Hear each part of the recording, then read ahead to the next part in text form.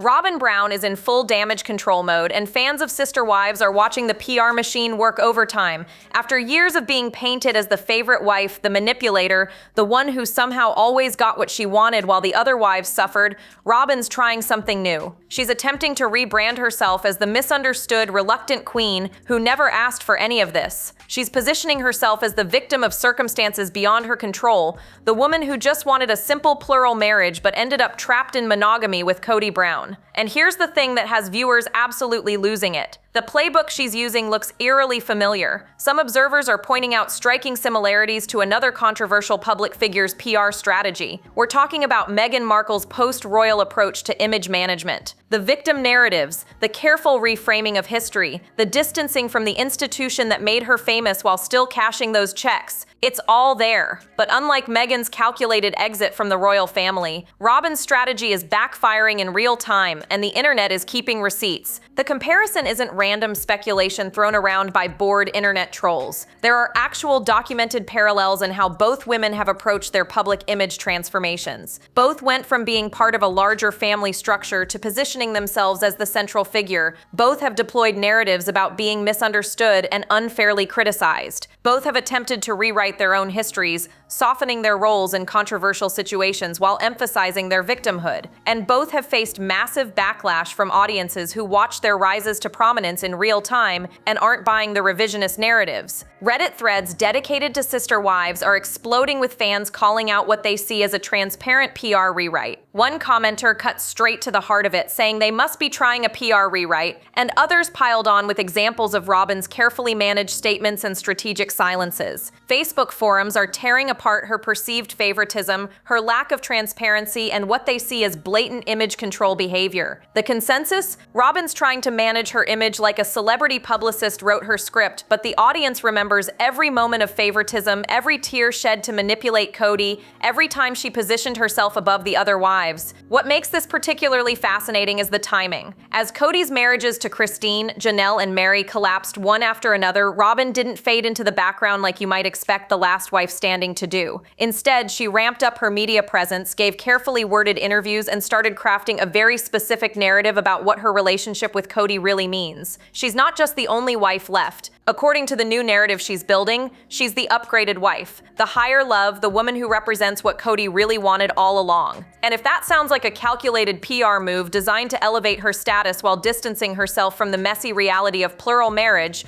well, you're not alone in thinking that. But that's just the beginning of how deep this rabbit hole goes. Let's rewind and set the stage for how Robyn Brown ended up in this position in the first place. Because understanding where she is now requires looking at the absolute implosion of the Brown family's plural marriage structure. This wasn't a gentle, mutual parting of ways. This was a full-scale collapse that played out over multiple seasons, with Kody Brown systematically destroying his relationships with 3 wives while clinging desperately to Robyn. Christine Brown was the first domino to fall. After years of feeling neglected, overlooked, and pushed aside in favor of Robyn, Christine had enough. She announced she was leaving Kody, and she didn't mince words about why. The favoritism toward Robyn had become so blatant, so undeniable, that Christine couldn't pretend anymore. She packed up, moved to Utah, and started building a life that didn't revolve around sharing a husband who clearly didn't want to be shared. Her departure sent shockwaves through the family, but more importantly, it gave the other wives permission to acknowledge what they'd been seeing for years. Janelle Brown followed a similar path, though her exit was more gradual and less dramatic than Christine's. Janelle had always been the practical, independent wife, the one who didn't seem to need Kody's constant validation. But even she reached a breaking point. The pandemic restrictions, which Kody enforced with draconian intensity at Robyn's house while barely visiting his other wives, exposed the inequality in brutal detail. Janelle watched Kody choose Robyn over and over again, and she quietly started distancing herself from the marriage. By the time she officially acknowledged the separation, most fans had already figured it out. Mary Brown's situation was perhaps the most painful to watch. Her spiritual marriage to Kody had been dead for years, ever since a catfishing scandal damaged their relationship beyond repair. But Mary held on, desperately hoping Kody would choose to work on their connection. He never did. Instead, he publicly stated he didn't consider himself married to her anymore, effectively ending their relationship while Mary was still trying to save it. The The humiliation of that rejection, played out on camera for millions to witness, finally pushed Mary to accept reality and move forward without Kody. And then there was one. Robyn Brown, the fourth wife who joined the family in 2010, suddenly found herself as the only wife, the woman who had always insisted she wanted a plural family, who claimed to love the sister-wife dynamic, who supposedly signed up for this lifestyle because she believed in it, was now living in functional monogamy. Kody had 3 other wives when she married into the family. Now she had him all to herself.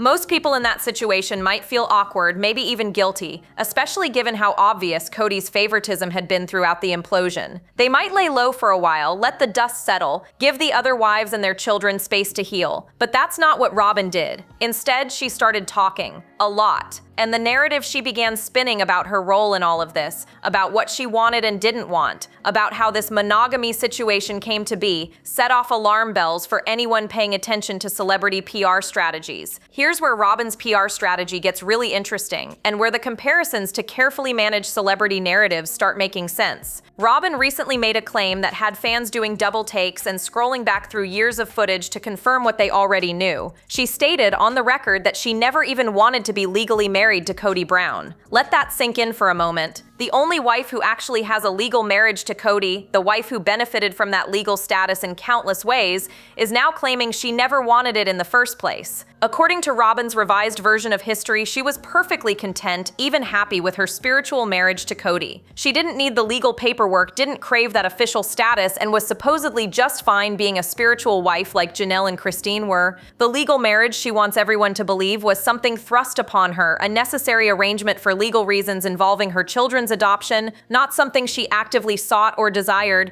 The problem? Fans remember exactly how that legal marriage came about. Kody divorced Mary, his legal wife of over 20 years, specifically to marry Robyn legally. This wasn't some random bureaucratic necessity. This was a deliberate choice that devastated Mary and signaled to everyone exactly where Kody's priorities lay. Robyn accepted that proposal. She went through with that legal ceremony. She became Mrs. Kody Brown in the eyes of the law, gaining all the legal protections and benefits that come with that status. And now she's retroactively claiming she never wanted it? Sources close to the family suggest this narrative shift is deliberate image management. By claiming she never wanted the legal marriage, Robyn distances herself from one of the most controversial and hurtful decisions in the family's history. She repositions herself as the reluctant beneficiary rather than the active participant. It's a classic PR move, reframing your role in a controversial situation to minimize your responsibility while maximizing sympathy. Some observers compare it to how public figures often claim they never sought fame or attention, even as they actively court both. Word on the street in fan communities is that this explanation doesn't pass the smell test. If Robyn truly didn't want legal marriage, she could have said no. She could have refused to participate in something that would hurt Mary so deeply, but she didn't. She accepted the proposal, planned the ceremony, and has lived as Kody's legal wife for years. Now that the other marriages have imploded and fans are pointing fingers at the favoritism that contributed to that implosion, suddenly Robyn wants to revise her role in the story. The timing of these claims is particularly suspicious. They're emerging now after the family structure has completely collapsed, after the public has watched seasons of obvious preferential treatment, after the damage is done. It's not a contemporaneous explanation offered at the time. It's a retroactive rewrite designed to soften how history remembers Robyn's ascension to sole wife status. And fans who've watched this family for over a decade aren't buying it for a second. But Robyn's PR playbook was just getting started. If Robyn's image rehabilitation efforts were a solo act, they might be easier to dismiss. But she's not working alone in this PR campaign. Kody Brown himself has jumped into the narrative-building game with both feet, and the messaging coordination between them is starting to look suspiciously polished for a supposedly authentic reality TV couple. Kody recently described his relationship with Robyn as a higher love, a connection that transcends what he had with his other wives. And he didn't just say this in a private conversation, he said it on camera, knowing full well that Christine, Janelle, and Mary would eventually hear those words, along with millions of viewers. But here's the kicker. Kody also complained that people unfairly criticize him and Robyn for this so-called higher love. He used the phrase bitch slap to describe how he feels people attack their relationship, positioning himself and Robyn as victims of unjust judgment rather rather than architects of a family implosion. The framing is deliberate. They're not the problem. The critics are the problem. They're not responsible for the favoritism that destroyed 3 marriages. The people pointing out that favoritism are the real villains in this story. This coordinated messaging between Robyn and Kody is where the PR machine becomes impossible to ignore. She claims she never wanted legal marriage. He claims their relationship represents a higher form of love. She positions herself as reluctant royalty. He frames critics as unfair attackers. Together, they're building a narrative that absolves them of responsibility while elevating their relationship above the wreckage of the plural family. It's slick, it's coordinated, and it's starting to sound less like reality TV authenticity and more like carefully crafted talking points. Fans notice the shift immediately. The messy, chaotic, emotionally raw Kody who used to rant and rage on camera has been replaced by someone delivering what sounds like pre-planned statements. Robyn, who once cried manipulative tears to get her way, now speaks in measured tones about not putting expectations on people and accepting what life brings. The transformation from reality TV mess to carefully managed public figures didn't happen organically. It happened with intention, with strategy, with what looks an awful lot like professional guidance, or at least borrowed tactics from other controversial public figures who've attempted similar image overhauls. Industry insiders suggest that when reality TV personalities start sounding too polished, too coordinated, too carefully messaged, audiences sense the inauthenticity immediately. Reality TV viewers sign up for messy, unfiltered human behavior. They want the raw emotions, the uncomfortable fights, the moments where people forget the cameras are rolling. When cast members start performing their lives instead of living them, when every statement sounds like it went through a PR review, the audience checks out. They feel manipulated. They feel like they're being sold a story instead of witnessing one. And that's exactly what's happening with Robyn and Kody right now. Their attempt to control the narrative, to position themselves as misunderstood victims of a higher love that lesser people can't comprehend,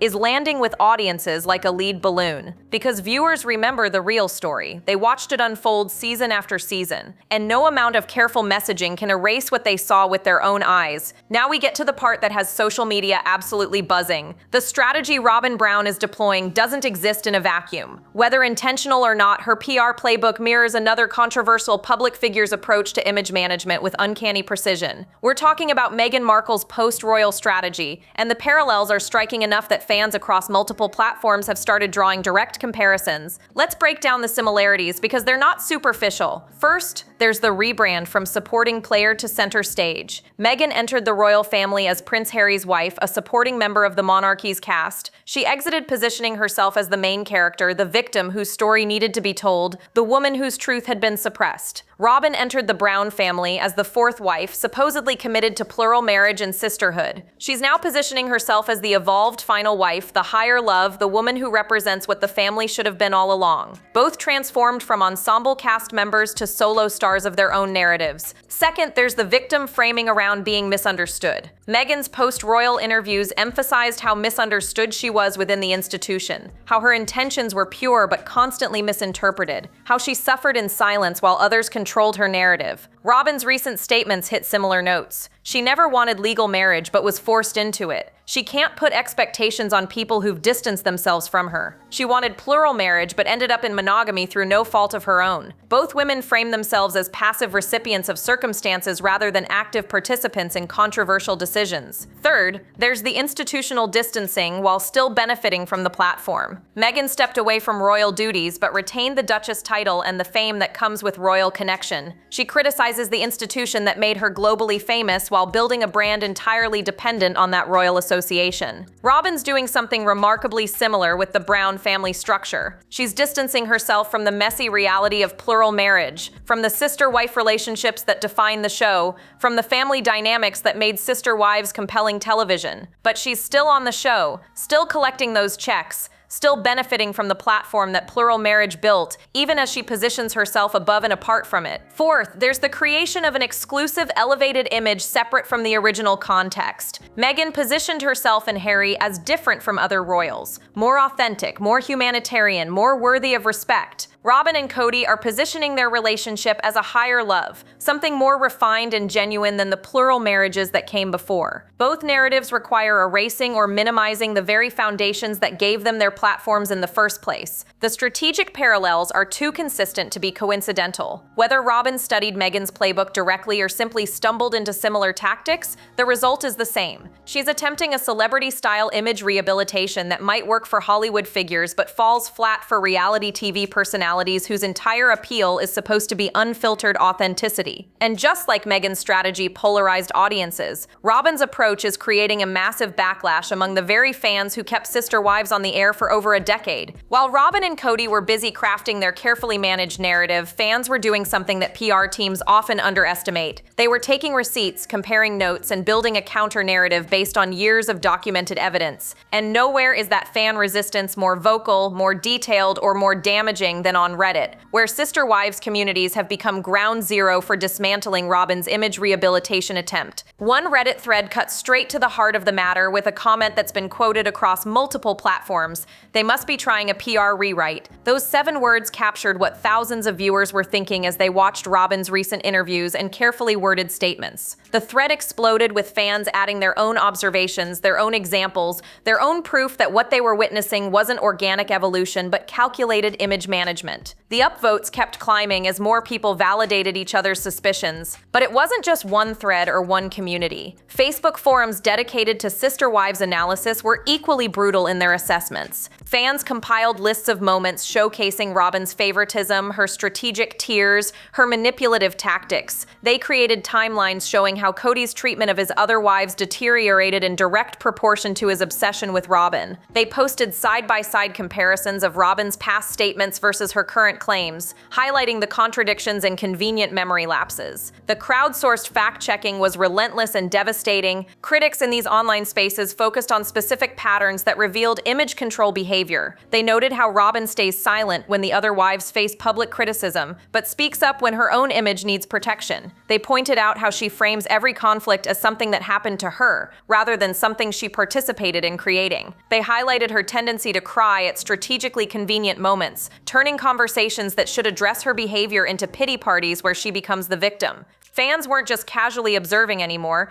they were conducting forensic analysis of Robyn's PR tactics. The perception of lack of transparency became a major theme in fan discussions. People who'd watched Sister Wives for years started questioning what they weren't seeing. Why doesn't Robyn address the favoritism directly? Why does every explanation sound rehearsed? Why do her emotions feel performative rather than genuine? The questions piled up, and the collective conclusion was damning. Robyn wasn't being authentic. She was managing her image, controlling her narrative, and treating viewers like they were too stupid to remember what actually happened. What makes this fan rebellion particularly powerful is its permanence. Unlike television broadcasts that air once and disappear, these Reddit threads and Facebook discussions remain searchable forever. New viewers discovering Sister Wives can find years of detailed fan analysis breaking down exactly how Robyn operated, how Kody enabled her, and how the current PR campaign contradicts documented reality. The internet never forgets, and fans armed with receipts are proving impossible for Robyn's image rehabilitation to overcome. The PR rewrite might work if the audience had short memories or limited access to past content. But in the streaming age, where every episode remains available and fan communities never stop analyzing, trying to rewrite your own history is like trying to edit a book that thousands of people already have memorized. Beyond the carefully crafted public statements and coordinated messaging with Kody, there's another layer to Robyn's PR strategy that fans find particularly telling. It's the deliberate distancing from her former sister wives, the strategic silence around fractured relationships, and the way she positions herself above the family drama rather than acknowledging her central role in creating it. This relationship distancing strategy is textbook image management, and it's backfiring spectacularly because the other wives aren't staying quiet. Robyn Brown dropped a bombshell in a recent interview that Robyn probably wishes had stayed private. When asked about her current relationship with Robyn, Mary admitted they barely talk anymore. This is significant because Mary and Robyn were supposedly close for years. Robyn often positioned herself as Mary's ally, the sister wife who understood her struggles. But now that Mary's marriage to Kody is over and she's no longer useful to Robyn's narrative, the friendship has conveniently evaporated. The The silence between them speaks volumes about the transactional nature of their connection. Christine and Janelle have been even more revealing about the family fractures, particularly when it comes to the children. They've publicly discussed how their kids have strained or broken relationships with Robyn's children. These aren't minor disagreements between cousins. These are fundamental rifts that developed because the favoritism extended beyond just the wives to the children as well. Kody's blatant preference for Robyn's kids, his willingness to enforce strict rules on some children while letting Robyn's kids slide,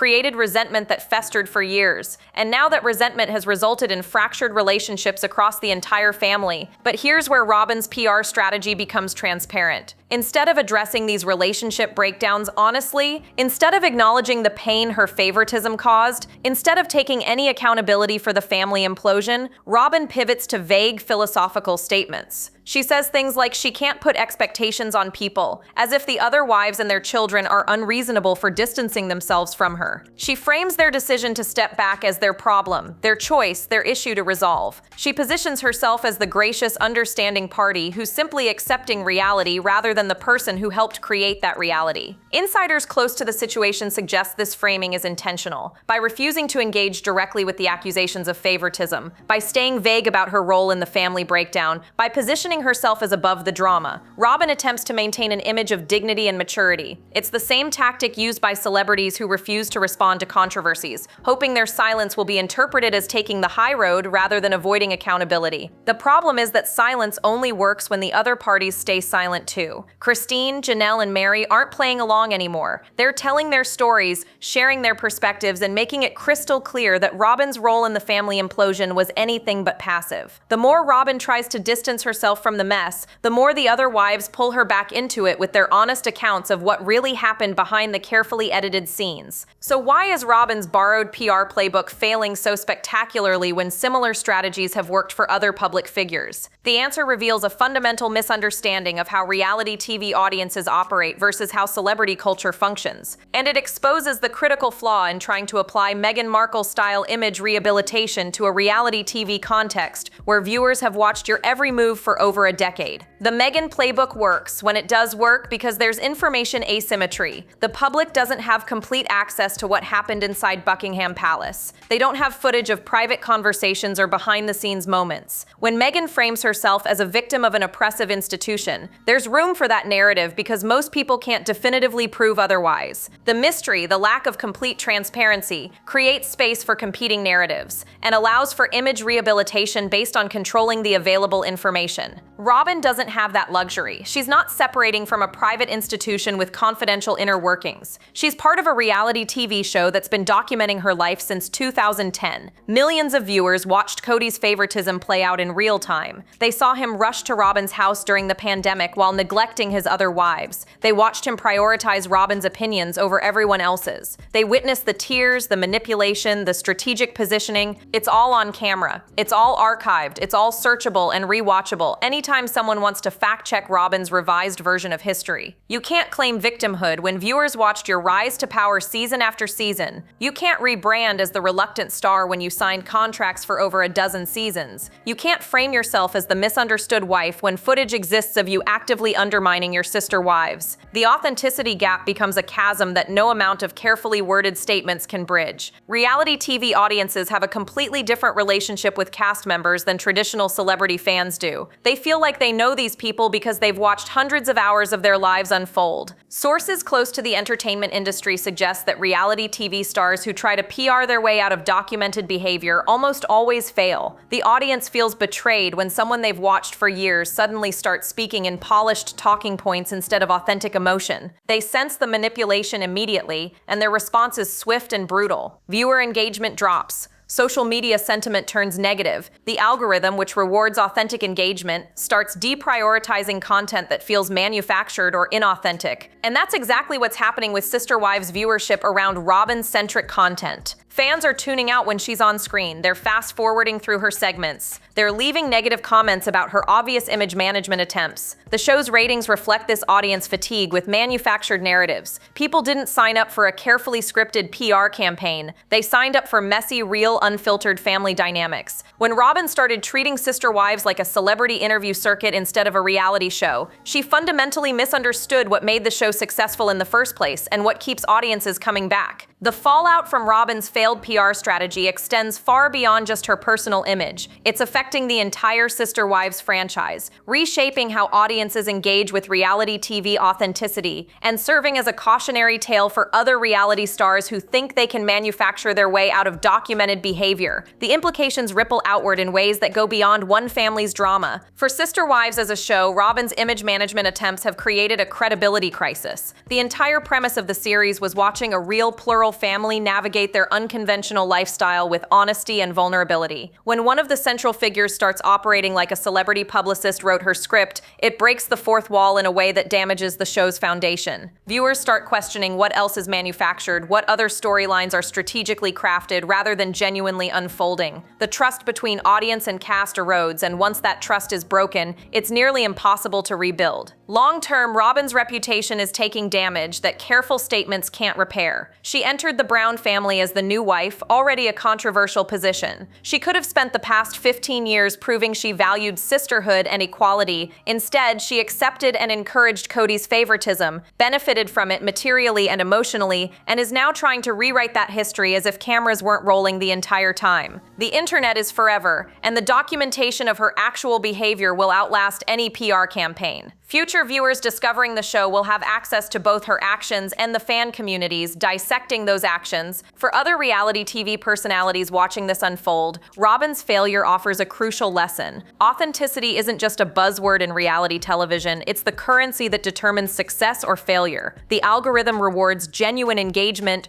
real emotional responses, unfiltered human behavior. When cast members start performing polished versions of themselves instead of living their messy realities on camera, audiences sense it immediately and disengage. The viewing numbers don't lie, and neither do the comment sections where fans express their frustration with manufactured narratives. The comparison to Meghan Markle's strategy reveals another important truth. Borrowed playbooks only work if your starting position justifies them. Meghan's narrative of escaping an oppressive institution resonates with some people because institutions do oppress individuals, and her lack of prior public documentation gives her claims credibility. Robyn's narrative of being a reluctant monogamous wife fails because 15 seasons of footage prove she actively pursued and maintained her favored position. Context matters, history matters, and trying to apply someone else's strategy to your completely different situation is a recipe for disaster. The question isn't whether Robyn's PR rewrite will succeed. That ship has sailed, hit an iceberg, and sunk spectacularly. The question is whether she'll recognize the failure and pivot back to authenticity, or whether she'll double down on the polished image management and watch her relevance fade entirely. Reality TV audiences are forgiving of mistakes, of bad behavior, even of manipulation, if the person owns it honestly. What they won't forgive is being treated like they're too stupid to remember what actually happened. Robyn's betting on audience amnesia in an age of perfect digital memory,